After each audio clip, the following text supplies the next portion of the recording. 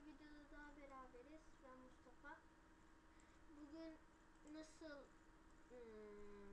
sesli video çekilir ya da nasıl yüklenir onu göstereceğim. İstediğiniz bir programı seçin. Ben bunu kullanıyorum. Nasıl yükleneceğini de size göstereyim. İnternete giriyoruz. Sonra buraya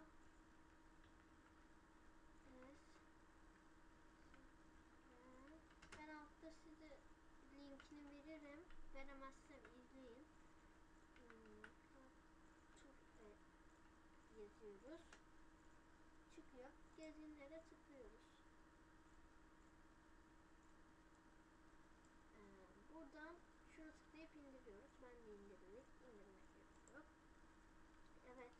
İndirdikten sonra işte bunu yüklemiş oluyorsunuz. Rekorda basacaksınız.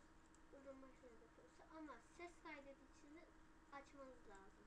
Nasıl yapacaksınız? Sesi tıklayıp bunu açıp kaydı başlatacaksınız. Kaydı durduracaksınız öyle.